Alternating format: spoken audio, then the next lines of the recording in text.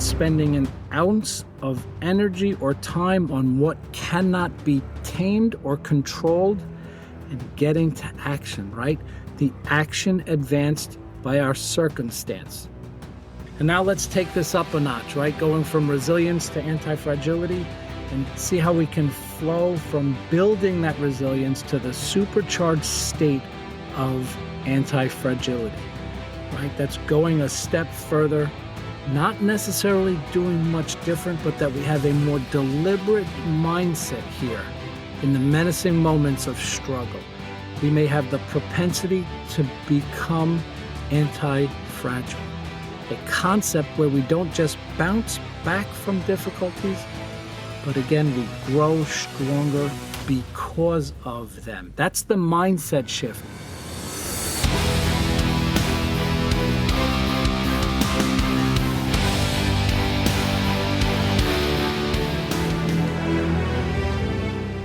My name is Michael Scicchitano, and this is Right Here, Right Now, a podcast to inspire the learner inside each of us. In a world that is full of so much information, we will help find and package that information so that you can use it in your lives every day in practical ways. And in each episode, we will remind you of the importance of being present and mindful of your daily thoughts, actions, and interactions. It is truly the most vital step to learning and growth, being mindful and present right here, right now, to take on life's challenges and turn them into life's lessons. So come on this venture with us, a new beginning, a new journey that starts right here, right now.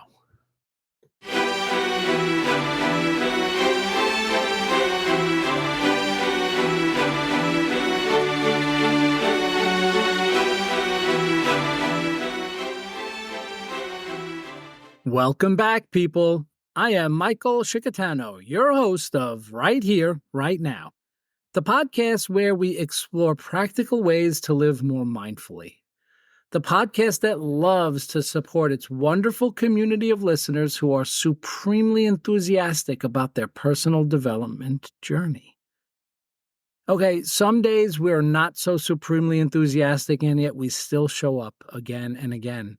Right here, right now, people. Today, we're delving into how mindfulness can help build resilience and how it can even make us anti-fragile in a world filled with challenges and strife and utterly difficult moments that we are faced with. Perhaps even difficult people that we continue to be faced with.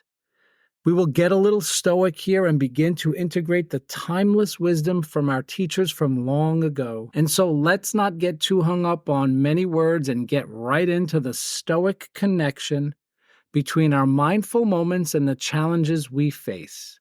The Stoics, those ancient philosophers who faced their own share of adversity, believed in focusing on what we can control and accepting what we cannot. I mean, if you boil down the simplest way to live your life with as little stress as possible or as little reactivity as possible, this, I find, was one of the most compelling lessons that the Stoics teach us in focusing on what we can control and accepting what we cannot.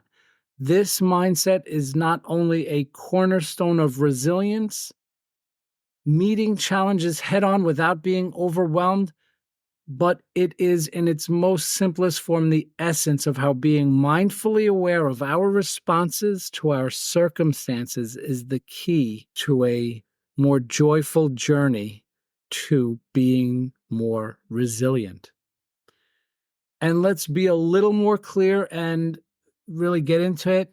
Hopefully really not offending anyone, but explicitly here, what do we mean when we say resilient? I think that word gets tossed around a little bit. It's been increasing in popularity in mainstream thought and scientific study, even. And the way I love to hear it described is the capacity to withstand or to recover quickly from difficulties, right? It's that bounce back sort of thing. And it is a capacity, meaning we look to use the tools and the practices that we're talking about and we're learning about right here, right now, to prime ourselves to have a tendency toward this way of being, toward being able to recover quickly from difficulties. And the Stoics, I'm going to throw some quotes out, they succinctly offered us such wonderful wisdom. And we'll just kind of turn it right over to this little quote corner here, going through what some of the Stoics taught us about resilience. And we'll start with Marcus Aurelius. Why not? You have power over your mind, not outside events. Realize this, and you will find strength. I love that. That's a power reminder to everyone. He wrote that to himself. His meditations were his journal to himself. He never expected one other human being to read that. And certainly not the millions that have in the 2,000 years since it was written. And let's go to Seneca. Seneca says, difficulties strengthen the mind as labor does the body. I love that one. That's sort of what I talk about a little bit when I compare some of our practices to developing strength and resilience of mind to how we build our muscles up when we actually provide the resistance training to get bigger and stronger muscles. It's a nice little analogy, and I think that's what he meant. He said it a little bit nicer, though. And he also said, sometimes even to live is an act of courage. Wow, right? I think that's just a testament to how sometimes doing the mundane things are not so easy. And in our circumstances and what we're faced with sometimes, just doing the basics, we find strength in that. And that action and that momentum helps us to build resiliency. Epictetus says it's not what happens to you, but how you react to it that matters. And perhaps I'm biased here, my favorite of all time, repeating myself here. If you follow the show right here, right now, if you're a loyal listener, you've heard this many times from me. You may have heard this many times from others. And again, it's from Marcus Aurelius. The impediment to action advances action. What stands in the way becomes the way. I have a medallion with this quote inscribed on it from Ryan Holiday. I'm looking at it right here, right now. It's fascinating. It's what a wonderful reminder to me every day and every moment. This quote is the essence of resilience, and it actually is the inspiration to a newer thought, in my opinion, in modern psychology about the notion of antifragility. Not really a subtle nuance here, people, from resilience to antifragility. I've spoken about this before. There's an episode from season 2. It's a fascinating concept. All of the insights and principles that I study and learn and look to grow and evolve as I share with each and every one of you, it is this: becoming a better version of who we can be because of the way we face our challenges, not in spite of them. I think it's this anti-fragility is that those impediments are fuel. And Marcus Aurelius talked a little bit about this. Ryan Holiday gives him, wonderful insights on Marcus Aurelius's work. And it's those the challenges we face, the impediments, the way that we use those is fuel to get better, to be stronger. That is sort of the concept of anti-fragility. It's not just sort of getting over the hurdle and just making it or bouncing back and getting up from that fall. It's using those challenges to be better. And let's pause here and look to see how sort of modern psychology echoes those ancient ideas from the Stoics. And I love this. This is where the magic happens, I think, linking and even integrating the various components of our mindfulness practice to get more practical in this mindset of developing better versions of ourselves, a capacity to develop into better versions of ourselves, right? Mindfulness trains us to stay present, to observe our thoughts and feelings without judgment. That last part's critical. This practice helps us respond to stress more effectively, more calmly, more confidently, more deliberately, less reactively, less emotionally, less hastily, and less mindlessly. And again, that's the bicep curl for our mind here. Noticing when our mind and heart need to slow down and accept the circumstance beyond our control and get to work on what is within our control, building our inner strength, right? Quick little example perhaps here is you have this great idea, you want to turn it into action. Maybe it's where you work, maybe it's where you volunteer, but you just have this idea and then you have naysayers and there's people that are just going to tell you that it's not possible, it's been tried before, yeah, we did this, we did that. Stop. Don't be swayed. Take some advice. I'm not saying ignore people, but use your ability, your capacity to show up and work on what you can control. Get to work on your idea. You can't control the thoughts and the minds and the opinions, especially of others.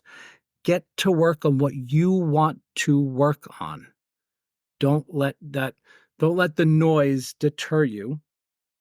And I really think it's a fascinating way, not spending an ounce of energy or time on what cannot be tamed or controlled and getting to action, right? The action advanced by our circumstance. Wow, right? Let's again pause here. This just comes out like this. Inspiration perhaps for a mindfulness intention or creative poetry on this beautiful topic. It's just I love the thought. I love the way I might want to get creative about this. It's this obstacle is the way is just a fascinating concept. I haven't really written creative writing, poetry, or mindfulness intentions too much about this, but I'd like to see myself try. So I'm challenging myself right here, right now. I'm not doing one on the show right now. I'm just going to think about writing one is what's happening. And now let's take this up a notch, right? Going from resilience to anti-fragility and see how we can flow from building that resilience to the supercharged state of anti-fragility, right? That's going a step further, not necessarily doing much different, but that we have a more deliberate mindset here in the menacing moments of struggle. We may have the propensity to become anti-fragile, a concept where we don't just bounce back from difficulties, but again, we grow stronger because of them. That's the mindset shift. I think it's different. We're not doing anything different. We get to work on the work that needs to be done, on what we can control, and we know that's what's going to get us stronger. So it's almost like we have this keen awareness of those challenges and you're openly accepting them, getting to work on what you can do to get through it. And we embrace the challenges as opportunities for growth. We become more adaptable, of course, right? And better able to focus on how we can use adversity to sharpen our tools and enhance our practices. And it may sound a bit extreme, but we may even enter a state where we're looking for the challenges, knowing that this is the mental deadlift we need to keep our mind better and more capable of facing the strife in our life. So let's get a little bit granular here after hearing about the philosophical and scientific background of these two concepts. What is it that we can put into practice so that we can cultivate this in our daily lives in each moment, right here, right now? Start with simple mindfulness practices. Again, we come right back to this. Maybe it's focused breathing or a short daily meditation. And the meditation doesn't necessarily have to be a sit down and shut out the world formal practice. That's a great place to be. Believe me, try it. But I found that about 30 seconds of focusing on my breath and slowing down and being mindful and fully aware of the current moment, the circumstances you're in, and not judging yourself as you come upon the emotions and feelings and perhaps the reactivity. So don't be hard on yourself about it. And when faced with the challenge, pause, take that deep breath in, and as you release the power of that mindful breath, maybe ask yourself, what can I control in this situation?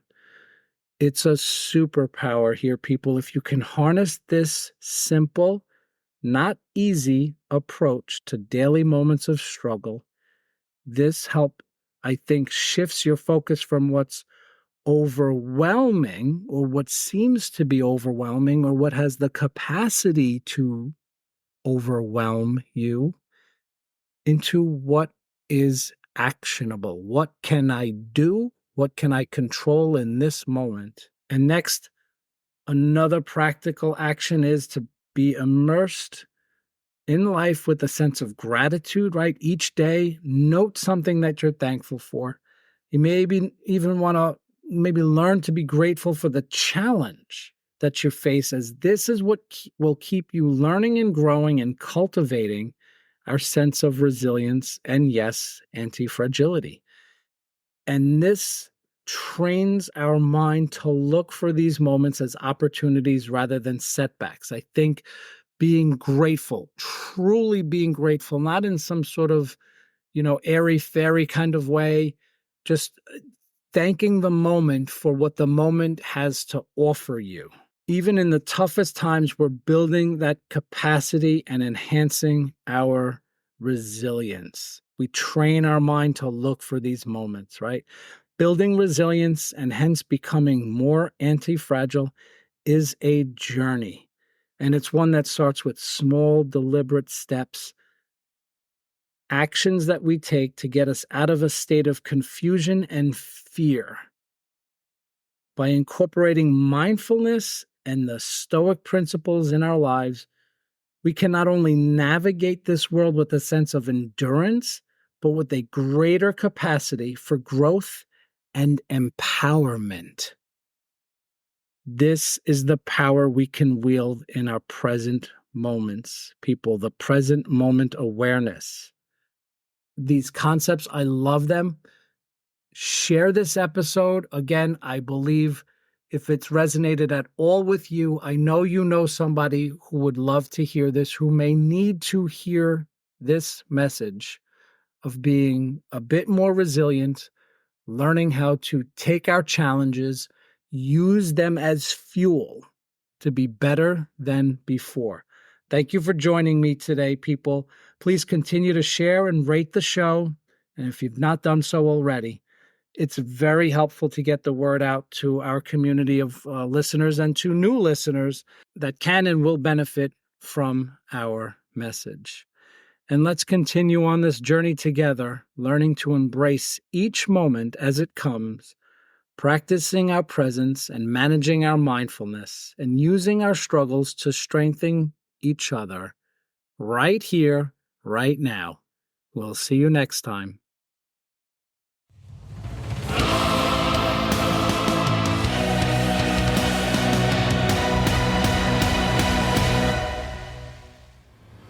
Thank you for joining us. We'll see you next time, right here, right now.